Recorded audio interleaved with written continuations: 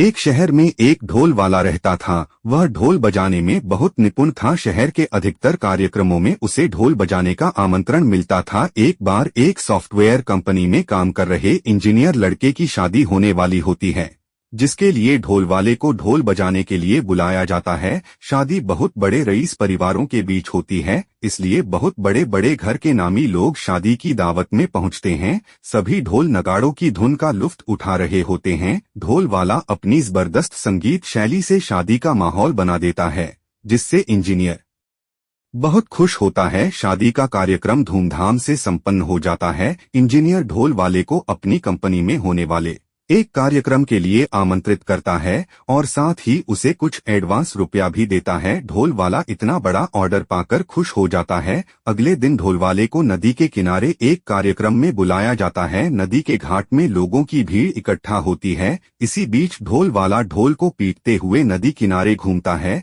लेकिन गलती से उसका पैर फिसल जाता है और वह नदी में गिर जाता है। पानी में गिरते ही उसके गले से उसका ढोल निकलकर नदी की धारा में बहने लगता है, लेकिन ढोल वाले को भीड़ में खड़े कुछ लोग पकड़कर खींच लेते हैं, जिससे वह नदी में बहने से बच जाता है। ढोल वाला अपने ढोल को खोकर दुखी होता है, इसलिए वह नदी के किनारे किनारे पानी के बहाव की दिशा में आगे तक पैदल ही ढोल खोजने जाता है। किस्मत से उसे अपना ढोल तो नहीं मिलता, लेकिन एक दूसरा अजीब तरह का ढोल नदी के किनारे पड़ा हुआ दिखाई देता है। ढोल वाला दौड़कर ढोल के सामने पहुंचता है और उसे चारों तरफ से छूकर देखना लगता है। वह नया ढोल पाकर बहुत प्रसन्न हो जाता है, लेकिन ढोल को देखकर उसे ताज्जुब होता है, क्योंकि ढोल में कई तरह की बटन लगी थी और साथ ही उसके चारों तरफ सौर ऊर्जा पैनल लगा हुआ था, जिससे वह चार्ज होता था। ढोल को देखकर ढोल वाला उसे साधारण समझकर उठा लेता है और अपने साथ ले जाने लगता है। ढोल वाला ढोल को अपने घर ले जाकर सभी को दिखाता है। उसके परिवार के सभी सदस्य ढोल देखकर बहुत खुश होते हैं और तभी अचानक ढोल में ग्रीन लाइट जलती है और जैसे ही ढोल वाला उसे टच करता है तो वह लाइट रेड हो जाती है। ढोल वाला थोड़ा घबराने लगता है, लेकिन उसे लगता है कि यह कोई लाइट से बजने वाला ढोल होगा। अब वह धीरे धीरे ढोल बजाकर अपने धुन का रियाज करने लगता है। अचानक ढोल में कई रंगों की लाइट जलने लगती हैं। ढोल वाला डर की वजह से ढोल बजाना रोक देता है और दूर खड़ा हो जाता है। उसके परिवार के सभी सदस्य ढोल को देखकर डरने लगते हैं। सभी ढोल को एक कमरे में बंद करके रख देते हैं। अगले दिन सॉफ्टवेयर कंपनी में ढोल वाले का कार्यक्रम होने वाला था, जिसकी चिंता की वजह से ढोल वाले को रात भर नींद नहीं आती। अगले दिन कार्यक्रम में जाने के लिए ढोल वाला वही ढोल ले लेता है जो उसे नदी के किनारे मिला था और सॉफ्टवेयर कंपनी पहुंच जाता है। वहां उसे वही इंजीनियर मिलता है। वह उसे मंच पर जाकर ढोल बजाने को कहता है। ढोल वाला मंच पर चढ़कर धीरे धीरे ढोल बजाना शुरू करता है। जैसे जैसे ढोल बजता है, वहां खड़े लोगों के मोबाइल का नेटवर्क गायब होने लगता है। सभी अपना मोबाइल निकालकर देखने लगे। सभी की नजर मंच पर खड़े ढोल वाले पर पड़ती है। उसके ढोल में रंग बिरंगी लाइटें जलने लगती हैं। लोगों ने ऐसा ढोल पहली बार देखा था, इसलिए सभी उसे बहुत ताज्जुब से देख रहे थे। ढोल की धुन बढ़ती जाती है। उसी समय इंजीनियर के मोबाइल पर एक फोन आता है जो उसके ऑफिस से उसके बॉस का होता है। बॉस उसे बताते हैं कि कंपनी का सारा सर्वर जाम हो गया है, एक भी कंप्यूटर सही तरीके से नहीं चल रहा। इतने में अचानक नेटवर्क कमजोर होने की वजह से बॉस का कॉल भी डिस्कनेक्ट हो जाता है। अपने बॉस का कॉल कटते ही इंजीनियर भागते हुए अपने चैम्बर में जाता है और अपने कंप्यूटर को चेक करता है तो उसे पता चलता है कि उसकी कंपनी में लगे हुए सर्वर को किसी ने अपना सर्वर बना लिया है और उनकी कंपनी के सर्वर में सैटेलाइट की फ्रीक्वेंसी पाई गई है, जिससे लगता है कि शायद सर्वर में अब एलियन का कब्जा है। इंजीनियर अपने बॉस को बताता है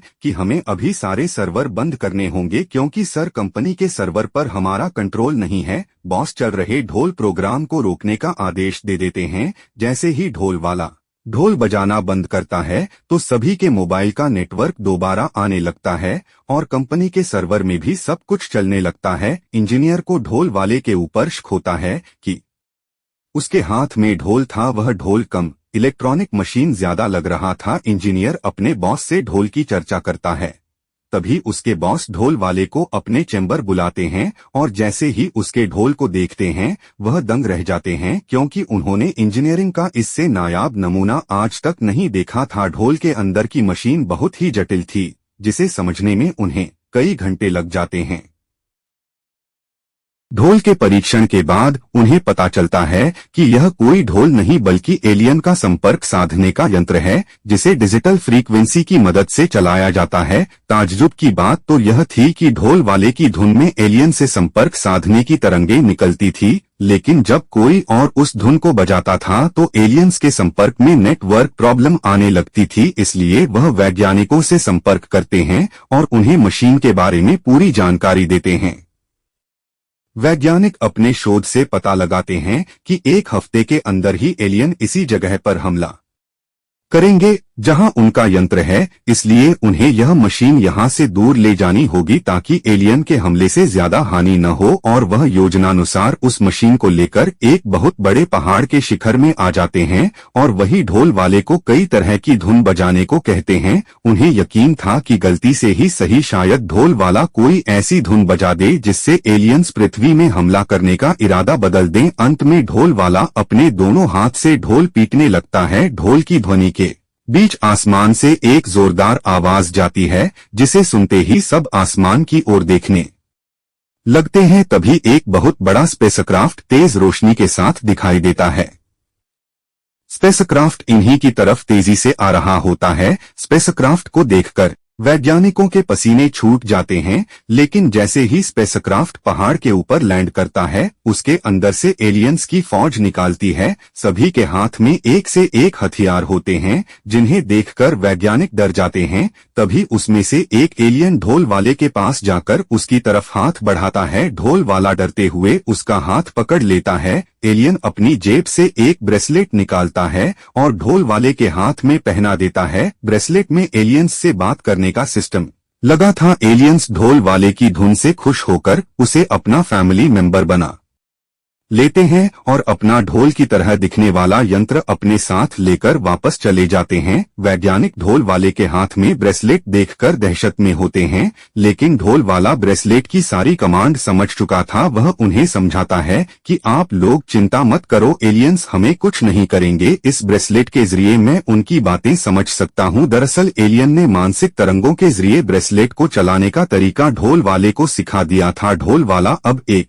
महत्वपूर्ण इंसान था। वैज्ञानिक ढोल वाले को सम्मान के साथ उसके घर भेजते हैं और उसे एलियन से जुड़ी हुई रिसर्च टीम में शामिल होने का अवसर देते हैं। ढोल वाले की किस्मत बदल चुकी थी। अब वह स्पेस रिसर्च सेंटर का एक ऐसा वैज्ञानिक बन चुका था जो एलियन से सीधे उन्हीं की भाषा में बात कर सकता था।